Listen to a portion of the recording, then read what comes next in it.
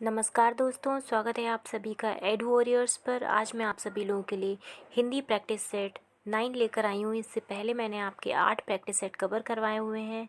इस practice set में मैं जितने भी आपको अभी तक कवर करवाए हैं 8 प्रैक्टिस सेट, उसमें मैंने हिंदी के मोस्ट इंपॉर्टेंट क्वेश्चंस को कवर किया है, जो कि आपकी यूपी ट्रिपल एससी की परीक्षाओं में आए हुए प्रश्न हैं। एवं आपके टीचिंग की जो परीक्षाएँ हैं, बीएड है, यूपी टेट है, सी टेट है, व सुपर टेट, अन्य सभी परीक्षाओं में आए हुए प्रश्न हैं। इसीलिए ये सभी के लिए काफ़ी इंपॉर्टेंट प्रश्न हो जाते हैं, ना कि सिर्फ लेखपाल के लिए। तो यदि आप लोग ये सीरीज़ पसंद आए तो प्लीज़ आप इस चैनल को सब्सक्राइब करिएगा, और इस तरह से आप ये कंटिन्यू रहे तो इसको आप प्लीज़ आगे तक शेयर करिएगा। चलिए आज का वीडियो स्टार्ट करते हैं। इस सीरीज़ का पहला क्वेश्चन है 81। इससे पूर्व में मैंने आप लोगों को 80 क्वेश्चंस कवर करवाए हैं। यदि आपने वो वीडियोस अभी तक नहीं देखे हैं तो डिस्क्रिप्शन बॉक्स में उन सभी वीडियोस का लिंक दिया हुआ, वहाँ से जाके आप उन वीडियोस को कवर कर सकते हैं। इसके साथ साथ मैंने आपको ग्रामीण परिवेश के भी 10 प्रैक्टिस सेट कवर करवाए हुए हैं, जिसमें आपके लेखपाल परीक्षा में 25 प्रश्न आएंगे, जो कि बहुत महत्वपूर्ण है आपके लिए। वो भी आप उसको कवर कर सकते हैं। मैंने प्लेलिस्ट उसकी भी डिस्क्रिप्शन में दे रखी है, और आप हमारा टेलीग्राम चैनल ज्वाइन कर सकते हैं, जिससे आपको डेली नोटिफिकेशन मिल सके, और वहाँ पे डेली मैं कुछ ना कुछ क्विज़ आपके इम्पॉर्टेंट परीक्षा की दृष्टि से आपको अपडेट करती रहती हूँ। चलिए आज का पहला क्वेश्चन है, कौन सा शब्द फारसी नहीं है? ए खामोश, बी कबूतर, सी चिराग, या डी हक?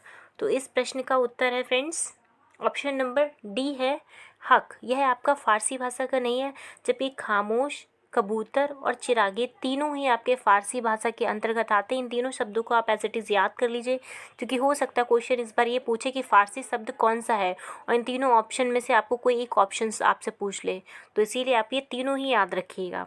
चलिए अगला प्रश्न है 82। तुर्की शब्द नहीं है? ए कालीन, बी चकमक, सी आमदनी, या डी अजब? ये बहुत ही इंपॉर्टेंट प्रश्न है। जितने भी मैं आपको करवा रही हूँ ये सारे परीक्षा में पूछे हुए प्रश्न हैं। तो इस प्रश्न का उत्तर है फ्रेंड्स आपका जो ऑप्शन नंबर डी है, अजब। यह आपका तुर्की शब्द नहीं है, जो कि तुर्की का नाम बदल के क्या कर दिया गया है, तुर्की कर दिया गया वर्तमान में। जबकि कालीन, चकमक और आमदनी ये तीनों ही कैसे शब्द हैं, तुर्की शब्द हैं, और अजब जो शब्द है यह तुर्की भाषा का शब्द नहीं है। अगला प्रश्न है 83। शब्द शक्ति के प्रकार नहीं है? ए अभिधा, बी तत्सम, सी लक्षणा, या डी व्यंजना? तो ये आपसे पूछा गया इसमें से कौन सा एक प्रकार जो शब्द शक्ति का नहीं? तो ऑप्शन नंबर जो आपका बी है वह आपका प्रकार नहीं है, लेकिन बाकी अभिधा, लक्षणा और व्यंजना यह तीनों ही शब्द शक्ति के प्रकार हैं। आप ये एज इट इज़ याद कर लीजिए। इस प्रश्न का अगला प्रश्न है 84। चार विकारी शब्द से संबंधित भेद नहीं है? ए संज्ञा, बी सर्वनाम, सी क्रिया, या डी सामुच्चयबोधक? अब इन्होंने ये बताया है कि विकारी और अविकारी दो प्रकार के होते हैं। तो जो विकारी और अविकारी, विकारी में जो चार प्रकार होते हैं वो चारों प्रकार में से तीन आपके प्रकार दिए हुए, एक ऐसा है जो विकारी का पार्ट नहीं है, तो वो आपको पहचानना है। हालांकि ये सभी आप लोगों ने इसका उत्तर दे दिया होगा। इसका ऑप्शन नंबर जो डी है वह एकदम सही है कि सामुच्चयबोधक वह विकारी का नहीं, वह अविकारी का पार्ट है। किसका है? अविकारी का। अगला प्रश्न है 85। जिन शब्दों में कोई बदलाव नहीं आता है वह क्या है? ए विकारी शब्द, बी अविकारी शब्द, सी एकार्थी शब्द, या डी अनिकार्थी शब्द? तो इस प्रश्न का उत्तर ऑप्शन नंबर जो बी है, इससे पूर्व मैंने आपको बताया है अविकारी शब्दों में कोई बदलाव नहीं आता है, जबकि जो विकारी होते हैं जिसमें संज्ञा, सर्वनाम, क्रिया और क्रिया विशेषण है इसमें बदलाव होता है, लेकिन जो अविकारी है उसमें आपके कोई भी बदलाव नहीं होता। ये प्रश्न आप याद रख लीजिए, क्योंकि इंपॉर्टेंट प्रश्न है आपके परीक्षा की दृष्टि से। अगला प्रश्न है 86। निम्नलिखित में पुनरुक्त द्विरुक्त शब्द कौन सा है? ए पीताम्बर, बी हनुमान, सी साथ साथ, या डी जीवन मरण? अब जैसे कि आपने ये प्रश्न पढ़ा होगा, इससे ही आप इसका उत्तर दे सकते हैं। पुनरुक्त मतलब जिसकी दोबारा बात हो रही हो, जैसे कि जब हम बार बार लिखते हैं इस तरह से, तो ये क्या हुआ, बार की पुनरुक्ति हो रही, दो बार, बार बार पुनरुक्ति। तो जो आपका ऑप्शन नंबर सी है साथ साथ, इसमें एक शब्द की क्या हो रही है, पुनरुक्ति हो रही है। तो पुनरुक्त शब्द कौन सा है? ऑप्शन नंबर सी सही है इसका। अगला प्रश्न है अब अगले प्रश्न से आने से पहले इसमें एक नोट दिया हुआ, निम्नलिखित वाक्य खंड में उद्देश्य व विधेय की पहचान करिए। अब आपके इसमें जो प्रश्न आएंगे उसमें आपका उद्देश्य या विधेय पूछा जाएगा। ये करवाने से पहले मैं आपको डिफरेंस बता दूं कि उद्देश्य किसको कहते हैं और विधेय किसको कहते हैं। देखिए, उद्देश्य जो होगा, उद्देश्य हमारा संज्ञा या सर्वनाम होगी जिसके बारे में बात हो रही। जैसे कि राम खाना खाता है, यदि मैं आपसे पूछूं राम खाना खाता है, तो इसमें आपका उद्देश्य क्या होगा? तो इसमें आपका उद्देश्य राम होगा, क्योंकि कर्ता कौन है? राम। राम ने खाना खाया। और इसके जो बाद का वाक्य है कि वह क्या कर रहा है, ये आपका क्या है? विधेय है। तो आपको ये डिफरेंस पता होना चाहिए कि उद्देश्य किसको कहते हैं और विधेय किसको कहते हैं। ठीक है, चलिए प्रश्न पहला लेते हैं इसका। 87, अर्जुन ने कर्ण को मारा में उद्देश्य की पहचान करें। ए, कर्ण को, बी, मारा, सी, अर्जुन ने, या डी, इनमें से कोई नहीं। तो जैसे कि मैंने आप लोगों को एग्जाम्पल में बताया कि इसमें जो कर्ता होगा वही हमारा क्या होगा? उद्देश्य होगा। और उसके बाद का जो वाक्य है वह हमारा विधेय होगा। तो कर्ता कौन है? अर्जुन ने। किसने? अर्जुन ने कर्ण को मारा। तो कर्ण को मारा, ये हमारा क्या है? ये हमारा विधेय हो गया। ठीक है। और जबकि हमारा अर्जुन क्या है? उद्देश्य है। इन्होंने पूछा क्या है? उद्देश्य पूछा। तो आपका ऑप्शन नंबर जो सी है वह एकदम सही हो जाएगा कि अर्जुन ने कर्ण को मारा में अर्जुन आपका उद्देश्य है। अगला प्रश्न है। अब इस तरह से मैंने आपको समझा दिया, तो आप आगे जो भी प्रश्न करेंगे उद्देश्य और विधेय के, आपको कन्फ्यूज़ नहीं करेंगे। 88 क्वेश्चन है, मैंने उसे पीटा, इस वाक्य में विधेय की पहचान करें। ए, मैंने, बी, उसे, सी, उसे पीटा, या डी, उपयुक्त में से सभी। तो इसमें जो आपका ऑप्शन नंबर, जैसे कि मैंने है, मैंने आपका एक उद्देश्य हो गया और उसे पीटा क्या हो गया? विधेय हो गया। तो आपका ऑप्शन नंबर सी इसका उत्तर है। आप सभी लोग मेरे साथ साथ इसमें ऑप्शन जो है उत्तर देते जाइए, क्योंकि कमेंट बॉक्स में जब आप अपने उत्तर देंगे तो लास्ट में आप देखेंगे कि आपके कितने प्रश्न सही हुए हैं, आपको हिंदी में कहाँ पर ज़्यादा मेहनत करनी है, आपका वीक पोर्शन क्या है, इस तरह से आपको पता चलेगा। चलिए अगला प्रश्न करते हैं। रचना के आधार पर वाक्य के भेद नहीं हैं। ए, साधारण वाक्य, बी, संयुक्त वाक्य, सी, मिश्रित वाक्य, या डी, उद्देश्य। अब रचना के आधार पे देखिए, ये मैंने प्रश्न आपको पूर्व प्रैक्टिस सेट में कवर करवाया हुआ। रचना के आधार पर वाक्य के 3 भेद होते हैं। वो 3 भेद कौन से होते हैं? एक साधारण होता, दूसरा संयुक्त होता और तीसरा मिश्रित होता। उद्देश्य जैसा कोई वाक्य नहीं होता है रचना के आधार पर। तो आपका जो ऑप्शन नंबर डी है वह इस प्रश्न का उत्तर सही हो जाता है। चलिए अगला प्रश्न है, वाक्य में कितने अंग होते हैं? ए, उद्देश्य, बी, विधेय, सी, उद्देश्य व विधेय, या डी, इनमें से कोई नहीं। तो कोई भी वाक्य है, जैसे मैं आपसे ही अगर बात कर रही हूँ तो मैं जो भी बात कर रही हूँ उसमें उद्देश्य भी है और विधेय भी है। बिना उद्देश्य और विधेय के कोई बातचीत नहीं हो सकती, या आप किसी भी बात को, अपनी बात को प्रेजेंट नहीं कर सकते कहीं भी, चाहे आप किसी से बात करें या कोई आपसे बात करे। तो किसी भी वाक्य में उद्देश्य और विधेय का होना बहुत ही ज़रूरी है। तो ये दोनों इसके अंग हैं वाक्य के। चलिए अगला प्रश्न है 90, जिस वाक्य में केवल एक ही उद्देश्य व एक ही विधेय हो वह किस तरह का वाक्य होता है? ए, सरल वाक्य या साधारण वाक्य, बी, संयुक्त वाक्य, या सी, मिश्रित वाक्य, या डी, इनमें से कोई नहीं।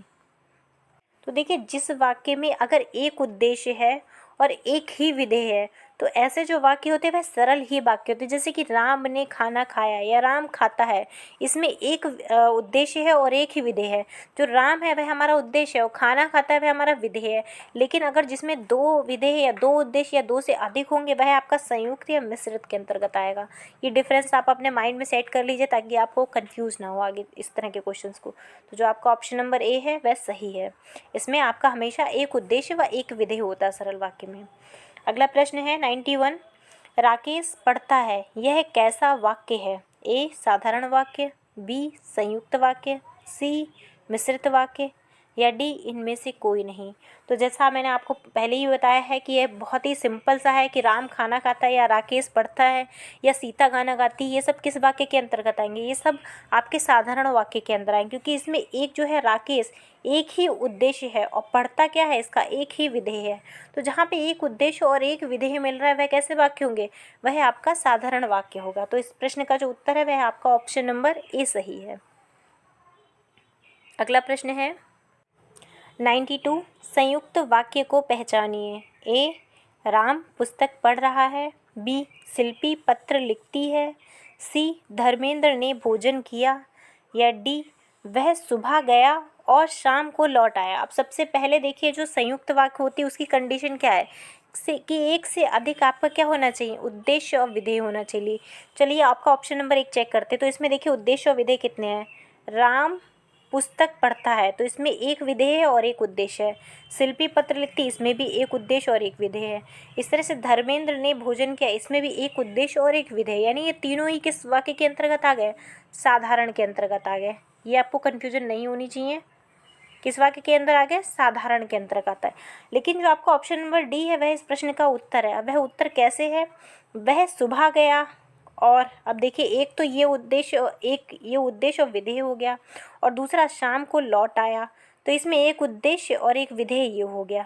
ठीक है, तो इसमें कितने हो गए, 2 उद्देश्य हो गए और 2 विधेय हो गए। तो आपका एक से अधिक हो गया, तो यह कैसा वाक्य है, आपका संयुक्त वाक्य है। ये देखिए ऑप्शन नंबर डी सही है। अगला प्रश्न है 93, यदि परिश्रम करोगे तो उत्तीर्ण हो जाओगे, किस प्रकार का वाक्य है। ए सरल वाक्य या साधारण वाक्य, बी संयुक्त वाक्य, सी मिश्रित वाक्य, या डी इनमें से कोई नहीं। अब देखिए यदि आपको तीनों की कंडीशन पता होगी तो आप लोग इसको आसानी से कर लेंगे। अब साधारण वाक्य का आप लोगों को अंतर पता है कि साधारण वाक्य में एक उद्देश्य व एक विधेय होता। इस तरह से जो संयुक्त वाक्य है उसमें आपका एक उद्देश्य और एक से अधिक उद्देश्य व विधेय होता है। अब इसमें क्या, यदि परिश्रम करोगे तो उत्तीर्ण हो जाओगे, ये मिश्रित का ही पार्ट है। मिश्रित का कैसे है, इसमें जो आपका वाक्य होगा पहला वाक्य दूसरे पे आश्रित होगा। यदि आप दूसरा वाक्य नहीं लिखेंगे तो पहले का कोई मतलब नहीं होगा, कोई अर्थ नहीं होगा। तो इसीलिए यदि आप पहले का सही से पढ़ें, यदि परिश्रम करोगे तो इतना पढ़िए ही मत, तो इसका ये देखिए वाक्य आपको अधूरा लग रहा है। ठीक है, और संयुक्त वाक्य में यदि आप एक पढ़ेंगे और दूसरा पढ़ें या ना पढ़ें तो कोई इसका अर्थ नहीं, वो और से जुड़ा होता है, उसमें होते 2 वाक्य हैं। लेकिन इसमें आपका जो पहला पार्ट है वह आपका दूसरे पे डिपेंडेंट है। यदि परिश्रम करोगे तो उत्तीर्ण हो जाओगे, अन्यथा नहीं। ठीक है, तो इस प्रश्न का जो उत्तर है वह आपका ऑप्शन नंबर सी सही है। अगला प्रश्न है 94, आश्रित उपवाक्य कितने प्रकार के होते हैं। ए 2 प्रकार के, बी 4 प्रकार के, सी 3 प्रकार के, या डी 1 प्रकार के। तो जैसा कि इसमें उत्तर आप लोग को दिखा है कि 3 प्रकार लिखा हो, तो आश्रित उपवाक्य जो हैं वह 3 प्रकार के होते हैं। 95 क्वेश्चन है। फ्रेंड्स, अगर आपको ये सीरीज़ पसंद आ रही है, क्वेश्चंस अच्छे लग रहे हैं, आपको लग रहा है कि आपकी परीक्षा में आपको हेल्प करेंगे, तो प्लीज़ आप इस चैनल को लाइक करिएगा और चैनल को सब्सक्राइब करिएगा। आपके जो भी फ्रेंड्स हैं वहाँ तक इन वीडियो को आप शेयर करिए, जिससे मुझे भी मोटिवेशन मिल सके अपने काम करने में, और इस तरह की मैं आपके लिए और ज़्यादा वीडियोज़ बना सकूँ। 95 है, आश्रित उपवाक्य से संबंधित नहीं है। ए संज्ञा उपवाक्य, बी क्रिया विशेषण उपवाक्य, सी विशेषण उपवाक्य, या डी इनमें से कोई नहीं। तो इस प्रश्न का उत्तर ऑप्शन नंबर डी सही है। अब देखिए इससे पूर्व मैंने आपको बताया आश्रित उपवाक्य कितने होते हैं, 3 प्रकार होते हैं। 3 प्रकार वह कौन से होते हैं, संज्ञा उपवाक्य, क्रिया विशेषण उपवाक्य और विशेषण उपवाक्य, यही 3 प्रकार दिए गए हैं। अगला प्रश्न है 96, जब आश्रित उपवाक्य किसी संज्ञा अथवा सर्वनाम के स्थान पर आता है तब वह कौन सा उपवाक्य कहलाता। बहुत अच्छा प्रश्न है और बहुत कंफ्यूजिंग प्रश्न है, इसको आप मोस्ट इम्पॉर्टेंट में लिखिए। ए संज्ञा उपवाक्य, बी विशेषण उपवाक्य, सी क्रिया विशेषण उपवाक्य, या इनमें से कोई नहीं। अब देखिए ये 3 ही प्रकार होते हैं, तो इन 3 प्रकार में से ही आपका ऑप्शन 1 सही है। तो जब आश्रित उपवाक्य किसी संज्ञा अथवा सर्वनाम की जगह आते हैं तो उनको क्या कहा जाता है, तो वह हमेशा ए यानी संज्ञा उपवाक्य के अंतर्गत ही आता है, यानी उसको क्या कहा जाता है, उसको संज्ञा उपवाक्य ही कहा जाता है। ये आप कंफ्यूज मत होइए, जब भी संज्ञा या सर्वनाम के अंतर पे आए तो वह क्या होगा, संज्ञा उपवाक्य ही कहलाया जाएगा। 97 क्वेश्चन है, मैंने दूध पिया किस प्रकार का वाक्य है। ए विधानवाचक, बी निषेधवाचक, या सी आज्ञावाचक, अब डी प्रश्नवाचक। अब देखिए ये प्रश्न बहुत आसानी से आप लोग कर सकते हैं क्योंकि इसमें जो ऑप्शन दिए हुए हैं वह आपको आसानी से आप उसको कट कर सकते हैं। अब ऑप्शन नंबर अगर डी को पढ़ते हैं तो इसमें प्रश्नवाचक पूछा तो प्रश्नवाचक में आपका क्या आएगा, क्वेश्चन मार्क आएगा या फिर क्या से शुरू होगा, इस तरह से क्या, किसने, क्यों। जो निषेधवाचक है, निषेधवाचक में आपका क्या होगा, हमेशा डिक्लाइन यानी नहीं की बात करेंगे। ठीक है, तो आपके दोनों ही ऑप्शन, क्योंकि इस प्रश्न में क्या, मैंने दूध पिया, यहाँ पे नहीं की बात नहीं आई ना, यहाँ पे क्वेश्चन मार्क आया, तो ये दोनों ही आपके ऑप्शन कट हो गया। बचे हैं आपके ए और सी। अब ए सी में आपका ये जो सी वाला है आज्ञावाचक, उसको चेक करते हैं। अब आज्ञावाचक में हमेशा क्या होगा कि आपको कोई आज्ञा दे रहा है, ठीक है, आप ऐसा काम कर लीजिए, या आप किसी से आज्ञा ले रहे हैं, लेकिन आपको इसमें कहीं ऐसा लग रहा है कि कोई आज्ञा दे रहा है या आप किसी से आज्ञा ले रहे हैं, मैंने दूध पिया, नहीं, ये कैसा वाक्य, यह विधानवाचक वाक्य है। यह ऑप्शन नंबर ए सही है, जिसमें किसी का होना पाया जाए कि मैंने ऐसा कार्य किया, वह वाक्य कैसा होता है, वह विधानवाचक वाक्य होता है। चलिए अगला प्रश्न है 98। गौरव तुम बैठकर पढ़ो किस प्रकार का वाक्य है, ए निषेधवाचक, बी विधानवाचक, सी प्रश्नवाचक या डी आज्ञावाचक। अब देखिए इस प्रश्न का बहुत आसानी से आप लोग उत्तर दे सकते हैं क्योंकि मैंने पहले इन चारों ही ऑप्शंस को आपको समझाया हुआ है। तो इस प्रश्न में देखिए आपका ये विधानवाचक नहीं हो सकता, क्योंकि विधानवाचक में कोई कार्य होना पाया जाता है। जैसे पहले वाले प्रश्न में क्या था कि मैंने दूध पिया, या फिर मैंने खाना खाया, या फिर मैंने पढ़ाई की, ये जो है इसमें किसी कार्य का होना, तो ये विधानवाचक तो नहीं है। अब निषेधवाचक में हमेशा नहीं का प्रयोग नकारात्मक होता है, तो ये भी नहीं है। प्रश्नवाचक में क्वेश्चन मार्क होता है, लेकिन यह वाक्य कैसा है, ये आज्ञावाचक है कि गौरव तुम बैठ कर पढ़ो, यानी गौरव को आज्ञा दी है ये कि गौरव तुम बैठ कर पढ़ो। तो ऑप्शन नंबर आपका डी सही है। अगला प्रश्न है 99। निम्नलिखित में से कौन सा वाक्य निषेधवाचक नहीं है, ए मैंने दूध पिया, मैंने दूध नहीं पिया, सी मैंने खाना नहीं खाया या डी तुम मत लिखो। अब मैंने निषेधवाचक आपको दो बार मैं आपको समझा चुकी हूँ, बहुत आसानी से आप लोग समझ गए होंगे। निषेध से आप नहीं याद रखिए या निषेध से आप नकारात्मक याद रखिए, ठीक है, नेगेटिव याद रखिए। तो इन चारों ऑप्शन में आपको एक ही ऐसा होगा जो कि इसमें पूछा निषेधवाचक, यानी कि जो नेगेटिव नहीं होगा, जिसमें नकारात्मक अर्थ नहीं निकल रहा होगा। अब मैंने दूध नहीं पिया तो इसमें नेगेटिव अर्थ निकला, तुम मत लिखो इसमें भी आपका नेगेटिव अर्थ निकला, नकारात्मक, और मैंने खाना नहीं खाया ये भी आपका नकारात्मक ही वाक्य है। लेकिन मैंने दूध पिया यह कैसा वाक्य है, यह विधानवाचक वाक्य है, ना कि आपका निषेधवाचक वाक्य है। ठीक है, आपको कंफ्यूजिंग तो नहीं है। चलिए अगला प्रश्न है 100।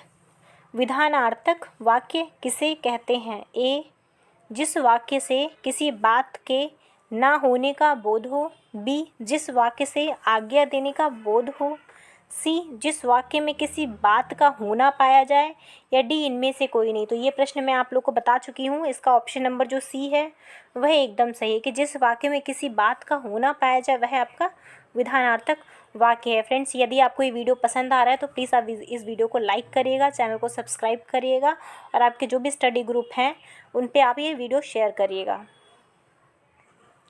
101 क्वेश्चन है, इच्छार्थक वाक्य किसे कहते हैं, ए जिस वाक्य से आशीष के भाव का बोध हो, बी जिस वाक्य से संकेत का बोध हो, सी जिस वाक्य से संदेह का बोध हो, या डी जिस वाक्य से प्रश्नवाचक भाव का बोध हो।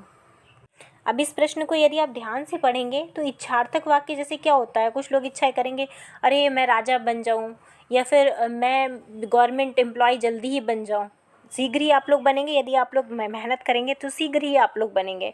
तो इसमें देखिए जिस वाक्य में आशीष का भाव हो, किसका भाव, आशीर्वाद या आशीष का, कि आप इच्छा अपनी प्रकट कर रहे हैं, चाहे अपने माता पिता से हो, चाहे अपने जो भी आपके इष्ट जन हो उनसे आप कहें कि हे भगवान मेरी नौकरी लग जाए, या हे भगवान मैं बहुत पैसा मेरे पास आ जाए, तो ये सब क्या है, आप उनसे आशीर्वाद मांग रहे हैं, उनसे आशीष का भाव प्रकट कर रहे हैं। तो आपका इच्छार्थक वाक्य कौन सा होगा, ऑप्शन नंबर ए सही होगा। ठीक है, अगला प्रश्न है 102 क्वेश्चन है, अर्थानुसार वाक्य के भेद हैं, ए 2, बी 5, सी 8 या डी 10। अब अर्थानुसार वाक्य के भेद जो होते हैं वह 8 प्रकार के होते हैं। इसको आप याद रखिए, इंपॉर्टेंट क्वेश्चन है कि रचना के आधार पर अगर वाक्य पूछा जाए तो वह 3 है, और अर्थ के अनुसार अगर पूछा जाए तो वह 8 है। अगला प्रश्न है 103, भगवान तुम्हें लंबी उम्र दे यह किस प्रकार का वाक्य है। अब ये देखिए, इससे पहले मैंने आपको बताया हुआ है, ये प्रश्न आप लोग बहुत आसानी से कर लेंगे और सभी का सही होगा। ए प्रश्नार्थक वाक्य है, बी इच्छार्थक वाक्य है, सी संकेतार्थक वाक्य है, डी विस्मयादि बोधक वाक्य है। तो इस प्रश्न का जो उत्तर है वह आपका ऑप्शन नंबर बी सही है कि भगवान तुम्हें लंबी उम्र दे। इसका मतलब क्या हुआ, यह आशीष प्राप्त करने का भाव कर रहे हैं कि ईश्वर आपको लंबी आयु दे। यह आपका इच्छार्थक वाक्य है, ना कि प्रश्नवाचक, ना संकेतात्मक, ना विस्मयादि बोधक। ठीक है, अगला प्रश्न है 104। व्याकरणिक दृष्टि से भाषा की सबसे बड़ी इकाई है। ए वर्ण, बी वाक्य, सी स्वर या डी व्यंजन। अब देखिए, व्याकरणिक दृष्टि से भाषा की सबसे बड़ी, अब भाषा की यदि आपसे सबसे छोटी इकाई पूछ लिया जाए तो वह क्या होगी, वह आपका ध्वनि होगी या वर्ण होगा। ठीक है, लेकिन अगर सबसे बड़ी इकाई पूछा जाए तो वह आपका इन चारों ऑप्शन में देखिए वर्ण से भी, वर्ण या स्वर या व्यंजन से बड़ा क्या होगा, वाक्य होगा। एक वाक्य की दृष्टि से क्या होगा, जैसे मैंने खाना खाया या फिर सीता पढ़ रही है, यह पूरा वाक्य हुआ मिला के ना। तो भाषा की दृष्टि से सबसे बड़ी इकाई आपका ऑप्शन नंबर क्या होगा, बी होगा, वाक्य होगा। अगला प्रश्न है 105। वाक्य में मुख्य आधार या वाक्य की आवश्यकताएं कौन मानी जाती हैं। ए आकांक्षा, योग्यता, आसक्ति, पदक्रम, बी साधारण वाक्य, मिश्रित वाक्य, सी कर्ता, क्रिया, कर्म या डी इनमें से कोई नहीं। तो फ्रेंड्स, किसी भी वाक्य की जो मुख्य आधार है या मुख्य आवश्यकताएं हैं, कहते हैं कि बेसिक्स क्या है किसी भी चीज़ का, तो उसमें आपका क्या होगा, सबसे बेसिक या सबसे उसका आधार होगा कि उसमें आकांक्षा, उसकी इच्छा क्या है, उसकी योग्यता क्या है, या उसकी आसक्ति क्या है, या पदक्रम क्या है। ये चारों ही चीज़ें जिसमें भी हैं जिस वाक्य में, वह आपका मुख्य वाक्य माना जाता है या मुख्य आधार माना जाता है। अगला प्रश्न है 106। हिंदी वाक्य में साधारणता संरचना क्रम की प्रवृत्ति मिलती है।